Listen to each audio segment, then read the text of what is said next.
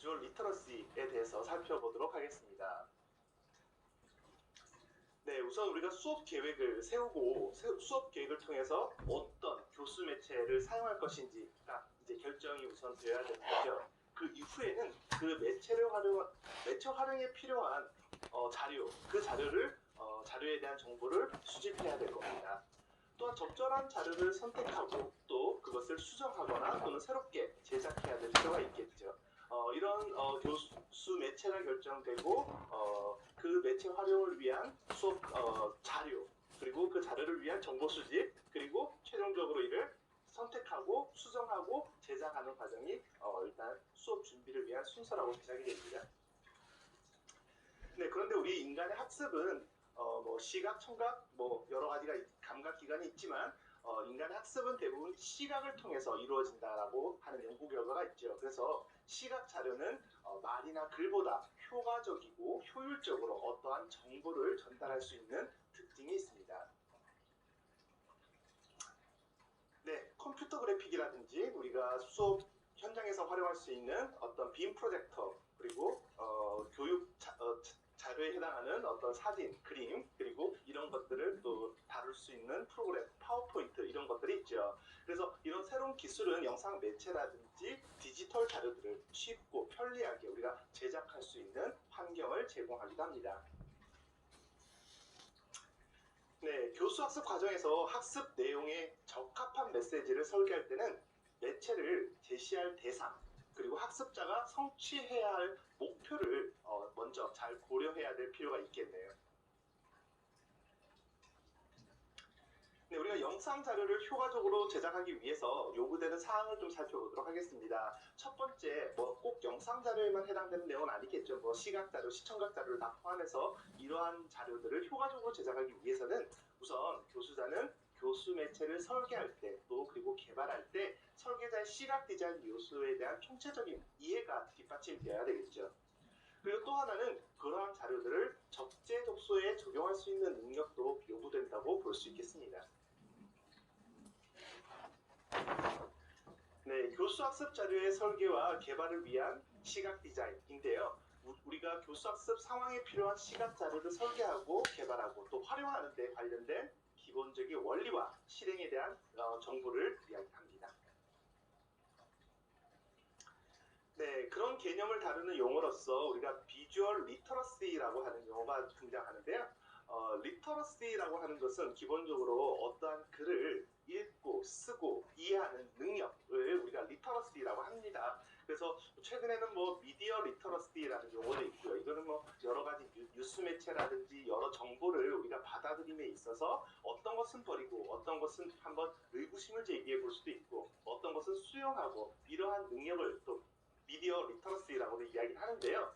오늘 우리가 다뤄볼 개념은 비주얼 리터러시입니다. 이건 용어 그대로 시각 디자인에 대한 기본 개념을 이해하는 것 그리고 이를 활용할 줄 아는 능력을 우리가 비주얼 리터러시라고 합니다. 네, 시각 디자인에 대한 요소를 잘 활용하려면 우리가 시각적 원리에 대해서도 살펴볼 필요가 있겠죠. 우리가 흔히 어떤 교재라든지 수업 시간에 배부되는 어떤 핸드아웃이라든지 이런 인쇄 자료들이 있죠. 여기에서도 사실 시각적 원리가 적용되기 마련입니다.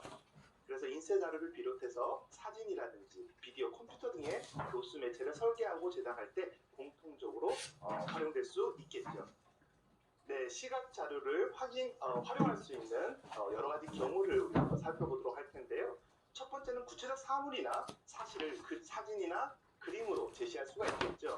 특히 한국어 수업 현장에서는 어떤 물질 명사, 예를 들어서 가방이라든지 공이라든지 집 이렇게 이런 실제 사물을 사진 또는 그림으로 제시를 하는 경우가 굉장히 빈번하게 수업 중에서 사용되고 있죠.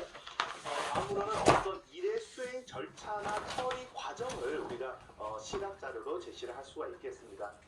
이렇게 순서도도 이렇게 포함될 수가 있겠죠. 이렇게 화살표 모양으로 어떻게 일이 처리되는지 그 과정을 시각 자료로 제시할 수가 있겠습니다. 역시 어떤 안내라든지 지시사항이라든지 이런 부분들도 시각 자료를 통해서 제시될 수가 있고요. 예를 들어서 출입 금지라든가 사진을 찍지 마세요라고 하면 우리가 글로 쓸 수도 있겠지만 이걸 그냥 어떤 그림으로 또는 기호화된 어떤 상징물로 우리가 제시를 할 수가 있죠. 또 우리가 각종 데이터를 제시할 때도 어떤 시각 자료를 많이 활용합니다. 특히 그래프라든지 도표 등이 어떤 데이터를 제시할 때 가장 유용하게 사용되는 어떤 자료라고 볼 수 있겠네요.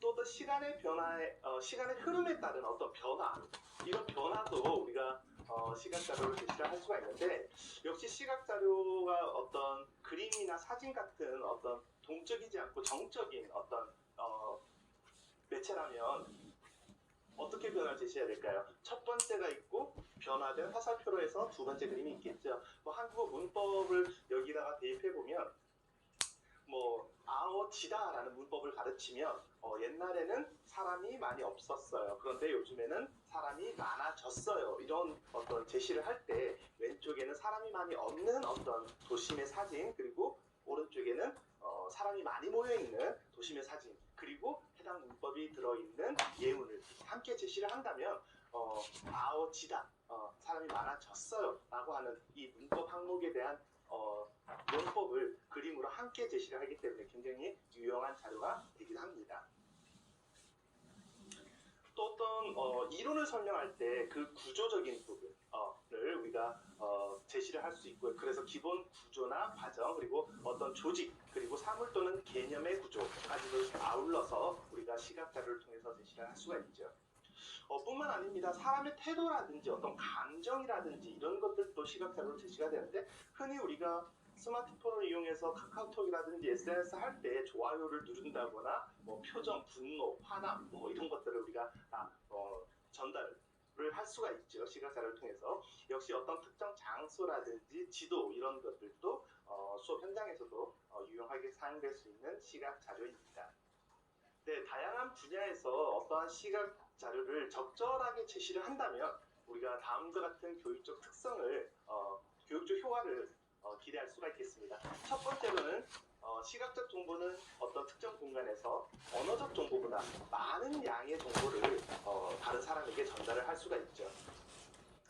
두 번째는 언어적으로 복잡한 내용을 시각적인 제시를 통해서 단순화시킬 수도 있고요. 또한 어휘가 가지는 어떤 추상성이 있는데 이거를 시각적으로 제시를 함으로 인해서 명료하게 해줄 수도 있습니다. 또한 시각적 정보는 새롭게 제시될 정보에 대한 선행 조직자의 역할을 합니다. 그래서 새로운 정보를 의미 있게 조직하고 해석할 수 있도록 유도하는 역할을 합니다. 이번 특성 네 번째에서 제가 포함한 선행 조직자라는 용어가 있는데 좀 낯선 용어죠. 그래서 이 부분을 제가 다시 한번 좀 상세하게 좀 설명을 드리도록 하겠습니다. 네, 선행 조직자라고 하는 것은 어떤 학습이 유의미하게 일어나기 위해서, 이런 유의미한 학습을 촉진하기 위한 학습 지도 방법이라고 생각하시면 되는데요. 어떤 추상적이거나 일반적이거나 포괄적인 자료를 학생들에게 미리 제시해서 그 전에 이미 배운 내용과 오늘 새롭게 학습하는 내용을 연결 또는 통합을 시도하는 어떤 장치를 이야기를 합니다. 그래서 어떤 개념이라든지 시각 자료 또는 개념도 등이 그 예가 될 수 있겠는데요. 우선 이 선행 조직자라고 하는 것은 크게 두 가지로 나뉩니다. 설명 조직자 그리고 비교 조직자가 그것인데요. 우선 설명 조직자라고 하는 것은 학생들의 인지구조 속에 선행 지식이 전혀 없어요. 그래서 지식을 첫 번째 정착시키는 역할을 합니다. 예를 들어보면 우리가 화학 시간에 어떤 주기율표라는 것을 우리가 배워야 되는 학생들에게 가르쳐야 되는데, 이걸 가르치기 전에 기본적으로 원소가 무엇인지 또는 주기란 게 무엇인지에 대한 개념을 설명해야지만 이 주기율표에 대한 이해가 이해를 유도할 수가 있겠죠. 그래서 학습 목적이 주기율표에 대한 이해라면 그 전에 원소와 주기에 대한 개념을 설명하는 것, 이것이 설명 조직자의 예가 될 수 있겠네요. 두 번째로는 비교 조직자라는 용어입니다. 비교 조직자라고 하는 것은 학습할 내용을 학습자가 이미 알고 있는 또 다른 내용과 서로 비교해서 제시함으로 인해서 실제적으로 유의미한 학습을 촉진하는 방법인데요. 예를 들어서 우리가 초등학생을 대상으로 세포에 대해서 설명을 한다면 학생들에게는 굉장히 낯선 용어가 될 텐데요. 우리가 세포와 학교를 비교해서 여기 있는 그림에 보고 있는 세포막은 우리 학교의 담장 또는 울타리라고 생각해 보세요. 그리고 이 안에는 세포질이 있는데 이것은 우리가 말하는 교실이에요. 또는 그 안에 핵이 있는데 이것은 뭐 교장 선생님, 뭐 교장 선생님이 될지 학생이 될지 어쨌든 핵은 그렇게 이 학교에서 가장 중요한 역할을 하는 어떤 사람이에요. 이렇게 비교해서 제시를 함으로써 학생들로 하여금 이 세포에 대한 구조를 좀 더 이해를 쉽게 동할 수가 있겠죠. 이렇게 오늘 학습할 내용은 세포지만 이 학습할 내용을 학습자가 이미 알고 있는 또 다른 내용과 비교해서 제시함으로써 학습자들의 이해를 도모하는 방법입니다. 이렇게 설명 조직자 그리고 비교 조직자 두 개를 아울러서 우리는 선행 조직자라고 합니다. 결국 학습 촉진을 위한 학습지도 방법이라고 생각할 수 있겠죠. 그래서 오늘 우리가 이야기하고 있는 어떤 시각 자료는 이런 선행 조직자의 역할을 할 수 있다라는 말씀을 드렸습니다. 네, 계속해서 다섯 번째 특성으로 이어가도록 하겠습니다. 다섯 번째는 적절히 제시된 시각적 정보는 우리가 강조해야 될 부분을 명확하게 해줄 수가 있는 거죠. 뭐 역시 강조해야 될 부분을 어떻게 명확하게 합니까? 라는 것은 뭐 여러 가지 또 방법이 있겠죠. 뭐 이렇게 특정 부분에 어떤 화살표를 둔다거나 또는 어떤 마킹을 한다거나 동그라미로 또는 뭐 이렇게 색깔을 달리하는 뭐 여러 가지 방법이 있겠네요. 또한 역동적인 시각 정보는 학습자의 주의를 집중시키고 흥미를 높여주기도 합니다. 다음 적절하게 제시된 시각 정보는 언어적인 제시보다 학습자들로 하여금 빨리 이해되게 하고요. 또 오래 기억하도록 해서 결국 학습을 촉진하는 효과가 있겠습니다. 그리고 마지막으로는 어떤 특정 아이디어, 이렇게 머릿속에 떠오르는 어떤 새로운 구상을 구체적인 참고 자료를 지원함으로써 영상적으로 또 사물과 유사하게 제시할 수가 있겠죠. 우리가 어떤 아이디어가 있을 때 이거를 이제 말로 설명하는 것보다는 어떤 펜을 가지고 어떤 뭐 그림으로 제시를 함으로써 이 생각에 대한 개념을 좀 더 쉽게 표현할 수 있다라는 말씀입니다. 네, 이렇게 시각 정보의 제시에는 다양한 유형이 있을 수 있는데요. 또 어떤 유형을 우리가 교사로서 선택해서 사용할 것인가는 제시하려는 과제가 무엇인가, 그 목적과 내용, 그리고 내가 여기서 강조해야 될 것은 무엇인가, 이런 요소 등에 따라서 달라질 수 있다고 볼 수 있겠습니다. 네, 우선 또 시각 자료의 유형에 대한 내용을 간략히 또 살펴보도록 하겠습니다. 일단 시각 자료의 유형은 사실적 시각 정보다 또는 유추적 시각 정보다, 이거는 조직적 시각 정보다, 이렇게 크게 세 가지로 구분해서 제시하고 있는데요. 첫 번째로 사실적 시각 정보에 대해서 살펴보면 제시하고자 하는 내용이 구체적인 사물이나 어떤 사실이에요. 그래서 구체적인 시각화가 용이하거나 가능한 경우에 우리가 사용되는 시각 자료의 유형이라고 볼 수 있겠습니다. 가장 먼저 뭐가 떠오르시나요? 우리가 사진 또는 그림 등이 있죠. 근데 이런 것들을 좀 구체적으로 우리가 픽토리얼 심벌이라고 이야기를 합니다. 사진이나 그림뿐만 아니라 또 시각 대비에는 어떤 도안이라는 게 있을 수도 있고, 또 약화, 간략하게 표기하는 어떤 약화 등이 있는데 이런 것들을 우리가 그래픽 심벌이라고 이야기를 하고요. 또 어떤 개념의 진술이나 이름 등의 언어적 심벌이 있죠. 이렇게 픽토리얼 심벌, 그래픽 심벌, 언어적 심벌, 이 세 가지를 우리가 사실적 시각 정보의 하위 유형으로 봅니다. 이렇게 픽토리얼 심벌, 그래픽 심벌, 언어적 심벌을 간략하게 이렇게 하나의 표로 정리해서 보여드리면 다음과 같은데요. 우선 오른쪽에 있는 언어적 심벌부터 좀 보겠습니다. 우리가 승용차 또는 여자, 이렇게 예가 나와 있네요. 승용차는 뭡니까? 4-5명의 사람을 운송하기 위한 목적의 자동차를 우리가 승용차라고 합니다. 그리고 여자는 여성의 사람이죠. 이렇게 언어적 심벌은 명사 또는 이름이 승용차와 여자로 일단 예를 들었고, 이 개념을 간략하게 설명을 드렸습니다. 근데 이렇게 언어라는 건 추상적일 수밖에 없겠죠.